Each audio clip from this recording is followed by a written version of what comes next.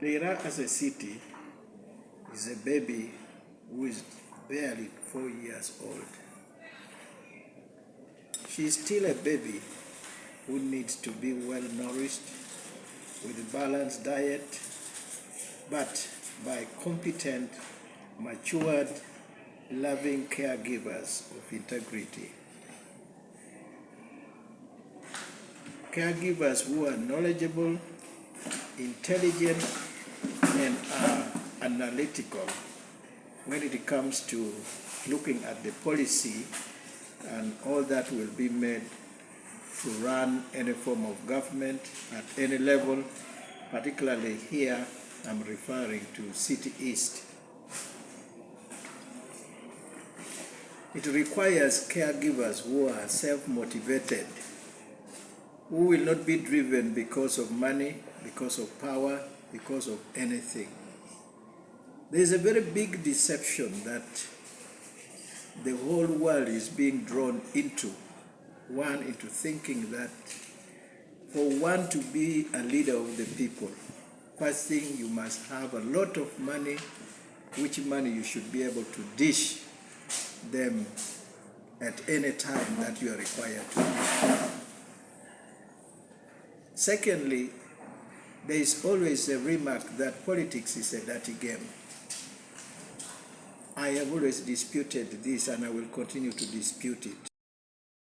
Because you are getting people who will stand for you, will speak for you, participate in election for service delivery, not because you want to just also do it or participate.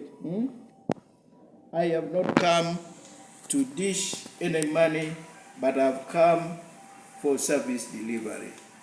I don't have money, people. I want to sincerely tell you, I've not come because I have stored enough money. I don't have money. If there are people who think that I'm coming and I will dish out money, I think they are in a wrong place. And possibly I am in a wrong place. I will give my agenda.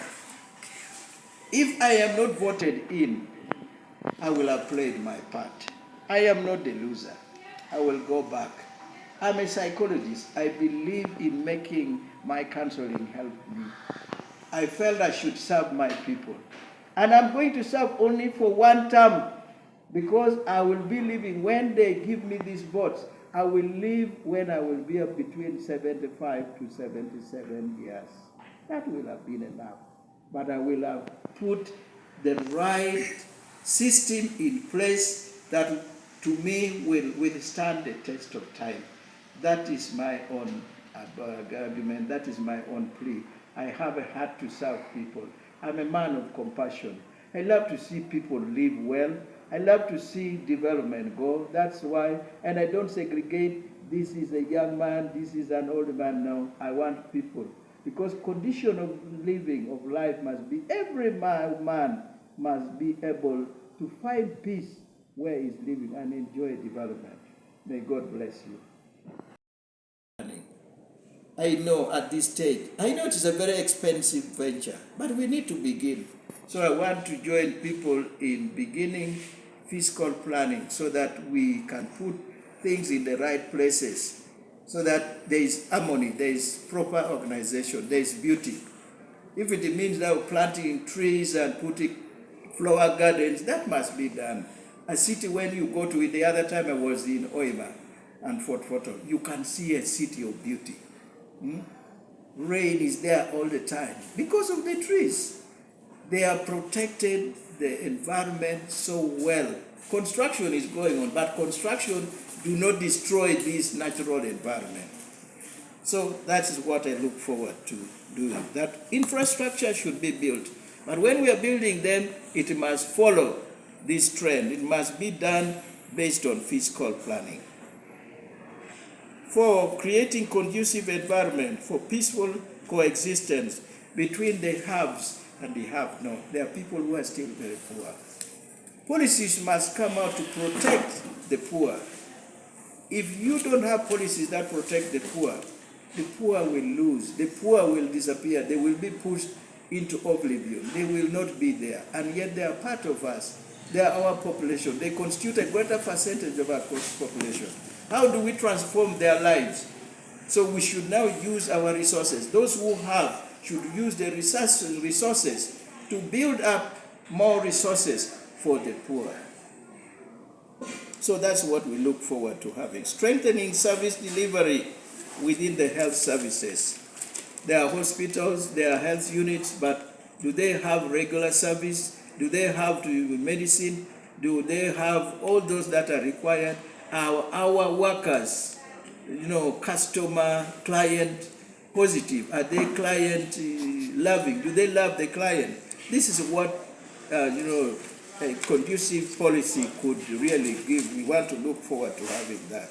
Number 6, strengthening service delivery within education system for competitive and excellent performances within our nursery, primary, secondary.